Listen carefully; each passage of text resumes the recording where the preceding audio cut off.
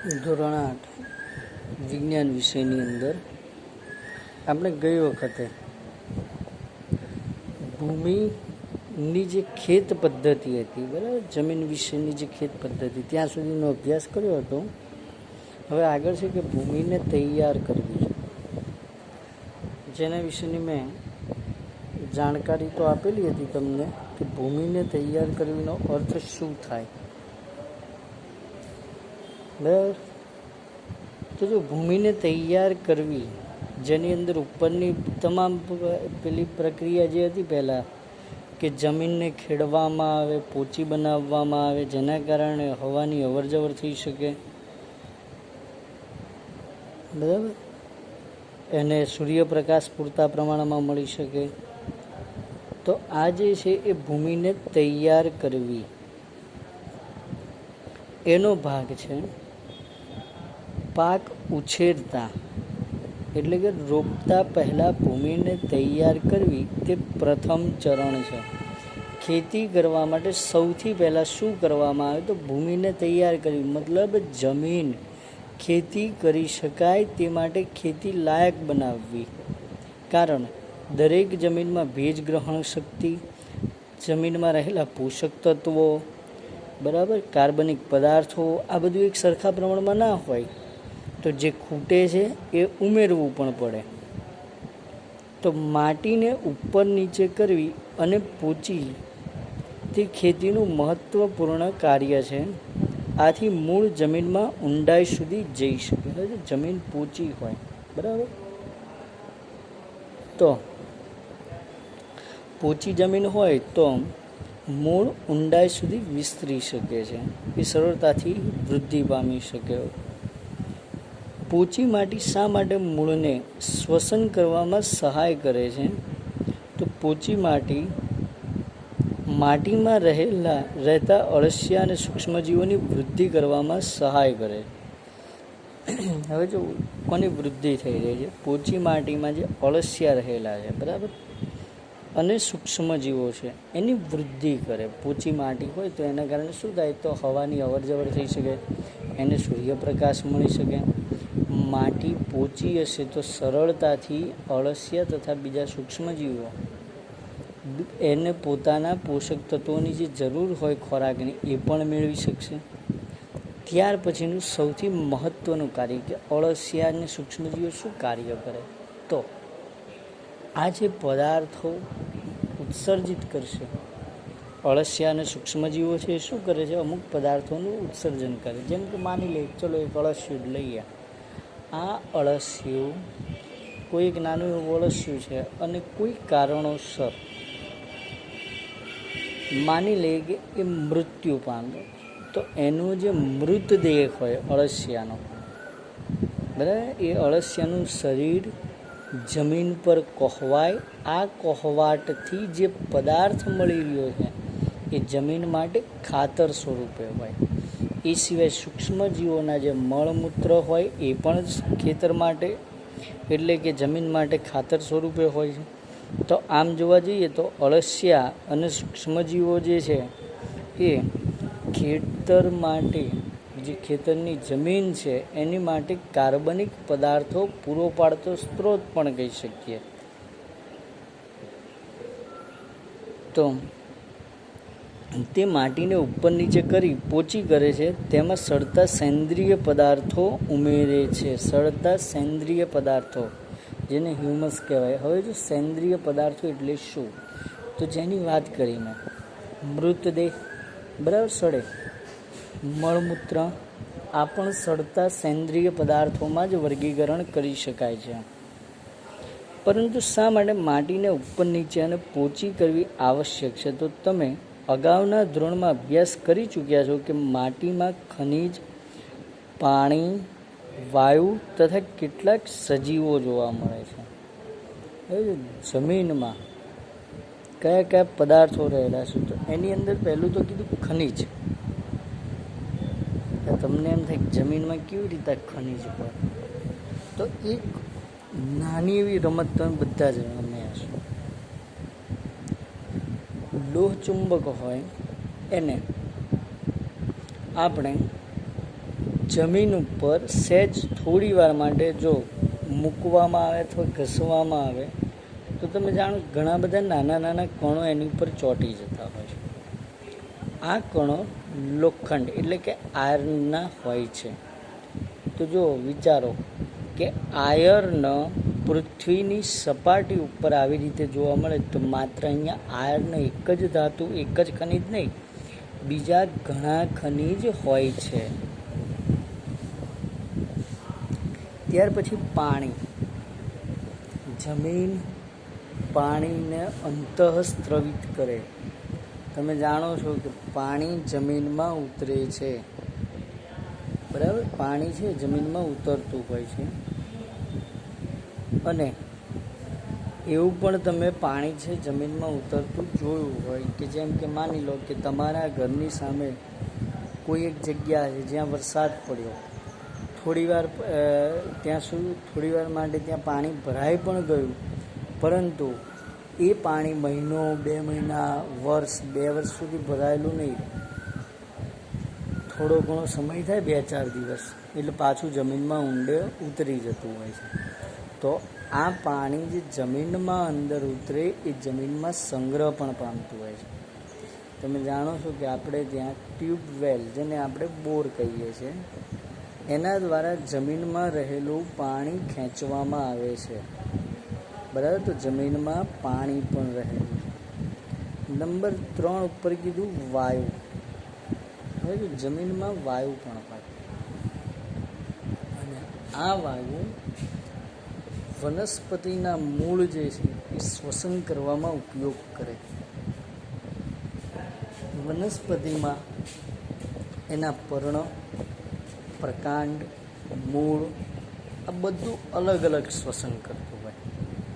આપણે જેમ નાક ધરાવીએ, નાક દ્વારા શ્વસન કરીએ છીએ, તો વનસ્પતિમાં એવું ના હોય. વનસ્પતિના તમામ ભાગ અલગ અલગ રીતે શ્વસન કરતા હોય. તો જો મૂળ, જમીનમાં વાયુ ન હોય તો મૂળ શ્વસન જ ના કરી શકે. તો મૂળ આખો મૃત કોષ થઈ જાય. મૃત કોષ થઈ જાય તો એ પાણીનું શોષણ ના કરી શકે, ના ખનિજ તત્વો મેળવી શકે. ત્યાર પછી આગળનો પોઈન્ટ છે કે કેટલાક સજીવો પણ જોવા મળે છે, જમીનમાં હોય છે. જેમ કે એક સિમ્પલ વાત કરીએ તો દેડકાઓ. ચોમાસાની ઋતુમાં તમને ઘણા બધા જોવા મળે છે, પરંતુ એ સિવાય ઉનાળો અને શિયાળો એ જમીનમાં દટાયેલા હોય. અને આ સમય એવો હોય કે ત્યારે એને ખોરાકની જરૂરિયાત સાવ ઓછી હોય અને ચામડી દ્વારા શ્વસન કરે એ સમયે, જેથી એની ઉર્જા ઓછી વપરાય. અને માત્ર ચોમાસાની ઋતુમાં જ દેડકાઓ બહાર આવતા હોય છે. અને એ દેડકાઓ બાકીની ઋતુમાં, ચોમાસા સિવાયની ઋતુમાં જમીનમાં દટાયેલા રહેતા હોય. તો દેડકાની વાત છે. એવા તો કેટલાય સૂક્ષ્મજીવો છે જેને આપણે જોઈ નથી શકતા, એ બધા જ જમીનમાં હોય. ત્યાર પછી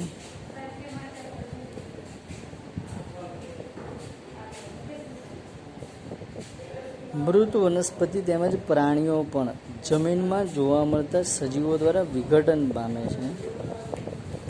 જો મૃત વનસ્પતિ તેમજ પ્રાણીઓ પણ જમીનમાં જોવા મળતા સજીવો દ્વારા જ વિઘટન પામે. તમે કોઈ પાંદડું હોય નાનું એવું, એ પાંદડાને જઈ અને જમીનમાં દાટી દો, તો જમીનમાં દાટી દીધા પછી એ પાંદડું જે હશે એ થોડા સમય પછી કોહવાય અને પછી અંદર જમીનમાં ભળી જતું હોય. એવું જ વનસ્પતિ સિવાય પ્રાણીમાં પણ થતું હોય. આપણે રસ્તા ઉપર ઘણા બધા પ્રાણીઓ હોય એના મૃતદેહ જોયા હશે, બરાબર? એ વર્ષો સુધી એવા નથી રહેતા, એ સડવા માંડે, કોહવાઈ જાય અને ધીમે ધીમે કરતાં એ જમીનમાં ભળી જાય છે. ત્યારબાદ આ પોષક દ્રવ્યો વનસ્પતિઓ દ્વારા ફરી શોષણ પામે છે. જો વનસ્પતિના સડવાથી જે પદાર્થો અંદર ઉમેરાય જમીનમાં, એ પ્રાણીઓ હોય એ પ્રાણીઓના મૃતદેહ સડવાથી જે પદાર્થો જમીનમાં ઉમેરાય તે, આ બધું જ જમીનમાં ઉમેરાય ત્યારે જમીનમાં અમુક પદાર્થોનો સંગ્રહ થાય અને આ સંગ્રહ કરેલા પદાર્થો ફરીથી ઉપયોગમાં લેવાય છે. અને એ ઉપયોગમાં લેશે વનસ્પતિ, કારણ કે વનસ્પતિના મૂળ જમીનમાં રહેલા પોષક તત્વોનો ઉપયોગ કરે છે એટલા માટે. તો જો આગળ કે ઉપરની સપાટી પરની કેટલાક સેન્ટીમીટર સુધીની જ ભૂમિ વનસ્પતિની વૃદ્ધિમાં સહાય કરે છે. જો ઉપરનું જે હોય અમુક ભાગ, બરાબર, એ જ વનસ્પતિને સહાય કરે, ઊંડાણ સુધી ના હોય. આપણે બીજ છે ને કે 1-2 ફૂટના ખાડા આવા કરીને નથી વાવતા. બીજ વાવવામાં આવે તમે જાણો છો કે જમીનની ઉપરની સપાટી ઉપર વાવવામાં આવે. કેમ? તો સડતા પદાર્થો ક્યાં હોય? ઉપરની સપાટી પર. એટલા માટે.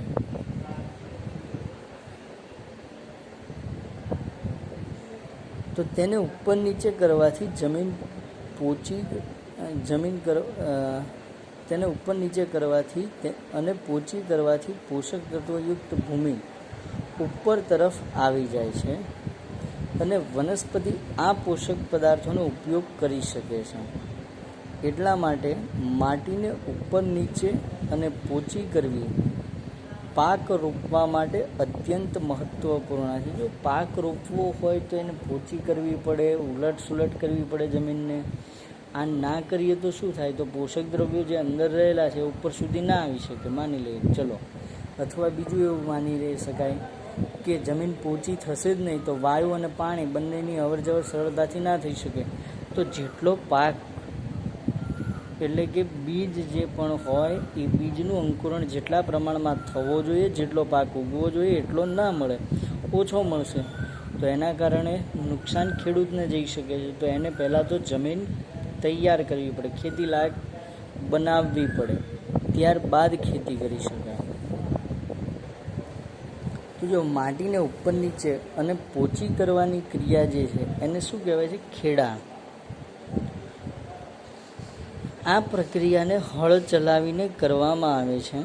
હળ લાકડાનું અથવા લોખંડનું બનેલું હોય છે. જો માટી અત્યંત સૂકી હોય તો લાકડાનું હોય અથવા લોખંડનું બનેલું હોય, અને માટી અત્યંત સૂકી હોય તો ખેડની અગાઉ તેને પાણી આપવાની જરૂર પણ પડી શકે. હવે તો માટી એકદમ સૂકી, મતલબ માની લો કે આમ પથરા જેવું જ લાગતું હોય નીચે, બરાબર, તો હળ ચલાવવાથી ઘણી બધી તાકાત વેડફાય. તે માટે શું કરવામાં આવે? પાણી નાખવામાં આવે. પાણી તમને ખબર હશે કે માટી ઉપર પાણી નાખીએ એટલે શું થાય? માટી પોચી થઈ જાય. તમે એના રમકડા પણ બનાવ્યા હશે નાના હશો ત્યારે, બરાબર, તો એ પણ તમે જાણતા હશો કે પાણી નાખીએ એટલે માટી કેવી એકદમ ઢીલી પોચી થઈ જાય. પછી સરળતાથી તમે એને થોડી ઘણું સુકાય પછી હળ ચલાવી અને ખેડી શકાય. એમાં ખેડેલ ખેતરમાં માટીના મોટા મોટા ટુકડાઓ પણ હોઈ શકે છે. તેને ઢેફા કહે છે. તેને એક પાટિયાની મદદથી તોડવા આવશ્યક છે. જો મોટા મોટા હોય ટુકડાઓ તેને તોડી દેવા જોઈએ, કારણ કે મોટા ટુકડાઓ છે તો શક્ય છે કે નાનું એવું બીજ જે વાવવામાં આવ્યો હોય એ સૂર્યપ્રકાશ પણ ન પહોંચવા દે. વાવણી અને સિંચાઈ માટે ખેતરને સમથળ કરવું આવશ્યક છે. ક્યાંય ખાડો કેવું ના રહેવું જોઈએ. જો સમથળ શા માટે કરવામાં આવે? માની લો ક્યાંક ખાડો છે, બરાબર, હવે સિંચાઈ કરવામાં આવે, પાણી આપવામાં આવ્યું અને જ્યાં ખાડો હોય તો ત્યાં શું થશે? બધું પાણી જાય ને ત્યાં જ ભરાય. બીજા જે બીજ હોય એને પાણી જોઈ, નાના છોડ હોય એને પણ પાણી ના મળી શકે. અને એક જગ્યા એવી હોય જ્યાં વધુ પ્રમાણમાં પાણી હશે તો એ પણ એ વનસ્પતિ ત્યાં આગળ ન થઈ શકે. એટલા માટે સમથળ કરવું પડે. અને આ કાર્ય જે છે એ સમાર દ્વારા કરવામાં આવે, લેવલર જેને કહેવાય, બરાબર. એટલે કે જમીન જે છે એના ઉપરનું સ્તરનું લેવલ કરે, મતલબ સમથળ કરે છે. કેટલીક વખત જમીનને ખેડતા પહેલાં કુદરતી ખાતર પણ ઉમેરવામાં આવે છે, જેનાથી ભૂમિમાં કુદરતી ખાતરનું સંમિશ્રણ વ્યવસ્થિત થઈ શકે. હવે કુદરતી ખાતર ક્યાં જોવા મળે? સૌથી પહેલું તમે છાણિયું ખાતર તો જોયું હશે, બરાબર. કોઈ જગ્યા ઉકરડો હોય, ગાય ભેંસ જેવા પ્રાણીઓના મળમૂત્રો ત્યાં ભેગું કરવામાં આવે, પછી એ બધો પદાર્થ છે જેટલો પણ જથ્થો હોય એને સડવા દેવામાં આવે, અને અંતે એ સડી જાય એટલે એમાં જે કાર્બનિક પદાર્થો બન્યા હોય એ બધા જ ખાતર તરીકે ઉપયોગમાં લઈ શકાય. તો જમીનમાં બીજ રોપતા પહેલાં જમીનને પાણી આપવામાં આવે છે, કારણ કે ભેજ ન હોય તો બીજ અંકુરણ પામી શકે નહીં. બીજી વસ્તુ એવી વિચારો કે માની લો પહેલાં બીજ વાવી દેવામાં આવે, બરાબર, અને પછી પાણી આપવામાં આવે છે, તો શક્ય છે કે ઘણા બીજ પાણીમાં તરી એક જગ્યાએથી બીજી જગ્યાએ જતા રહેશે. ઘણા બીજ પાણી સાથે જ વહી જશે, તો આના કારણે નુકસાન થાય છે. ત્યાર પછી આગળનો ટોપિક છે ખેત ઓજારો. તો જો ખેત ઓજારો વિશે, તો સારા ઉત્પાદન માટે બીજ રોપતા પહેલાં માટીના અત્યંત નાના ટુકડા કરવા આવશ્યક છે. આ કાર્ય વિવિધ ઓજારોની મદદથી કરવામાં આવે છે. આ કાર્ય જે છે એ વિવિધ ઓજારોની મદદથી કરવામાં આવે, જેમાં હળ, ત્યાર પછી જે ખરપિયો, અને ત્યાર પછી આગળ જે છે એ છે કલ્ટિવેટર. જો એ કલ્ટિવેટર છે અને બીજું શું કહેવામાં આવે છે? દાંતી. આ તો તમે જોઈ હશે. આ કાર્યમાં ઉપયોગમાં લેવાતા મુખ્ય ઓજારો છે. તો પહેલું છે હળ. પ્રાચીન સમયથી જ હળનો ઉપયોગ જમીનની ખેડ, ખાતર ભેળવવા, નીંદણના નિકાલ તેમજ માટીને ખોદવા માટે કરવામાં આવતો હતો. આ ઓજાર લાકડાનું બનેલું હોય છે, જેમાં બળદની જોડ અથવા અન્ય પ્રાણીઓ જે ભાર વહન કરી શકે તેવા, તેમાં કયા છે? ઘોડા અને ઊંટની સહાયતાથી ખેંચવામાં આવે છે. કેમ ઘોડા અને કેમ ઊંટ હોય? તો શક્ય નથી. દરેક પર્યાવરણમાં બળદ જોવા મળે, ક્યાંક બળદની સંખ્યા ઓછી પણ હોય, તો ત્યાં બીજા કોઈ પ્રાણીઓનો ઉપયોગ કરવો પડે ભાર વહન માટે. તેમાં લોખંડની મજબૂત ત્રિકોણાકાર પટ્ટી આપેલ હોય છે, તેને ફાલ કહે છે. હળનો મુખ્ય ભાગ લાંબા લાકડાનો બનેલો હોય છે, જેને હળ સાફટ કહેવાય. તેના એક છેડા પર હેન્ડલ હોય છે. એક છેડો હોય ત્યાં હેન્ડલ આવેલું હોય, તથા બીજો છેડો મોટી ધરી સાથે, ધરી જેવો ભાગ છે, જ્યાં જોત એટલે કે સાથે જોત એટલે બીમ આડો કરવામાં આવે, જે આડી હોય રચના એની જોડાયેલ હોય છે, જેને બળદની ગરદન ઉપર રાખવામાં આવે છે. એક જોડ બળદ તથા એક માણસ તેને સરળતાથી ચલાવી શકે. જોડનો અર્થ થાય બે, બરાબર. હળ ચલાવતી વખતે તમે જોયું હશે, તમારી જોડે અહીંયા ચિત્ર પણ છે આપેલું, તો એમાં આપણે જોઈ શકીએ છીએ કે હળનો જે ભાગ છે, બરાબર, નીચેનો ભાગ અહીં જોઈ શકો તમે કે આ ભાગ જે બનેલો છે અહીંયા નીચેનો, અંદર એ લાકડાનો છે. પછી એક ઊભો ભાગ છે, આ જે સૌથી લાંબો ભાગ છે, બરાબર, એ મુખ્ય ભાગ કહેવાય. અને આ આડા ભાગ સાથે એક ધરી સાથે જોડવામાં આવેલું હોય. હવે ધરી એટલે શું અને આડો ભાગ એટલે શું, આને એક્સલ તમે કહી શકો છો અંગ્રેજીમાં, અને ગુજરાતીમાં એને ધરી કહેવાય. હવે આ શું હોઈ શકે એના વિશે તો તમે બધા રમકડાની નાની નાની ગાડીઓ રમ્યા હશો.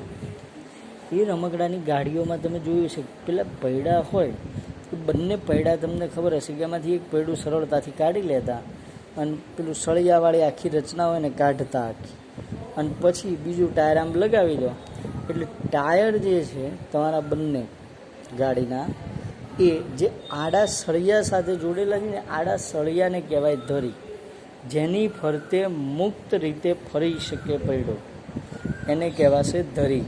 એટલે અહીં આગળ ધરી એટલે શું થયું તો બળદ જે છે એની ઉપર આડી જે રચના જોવા મળે છે આપણને લાકડાની એને કહેવાશે ધરી.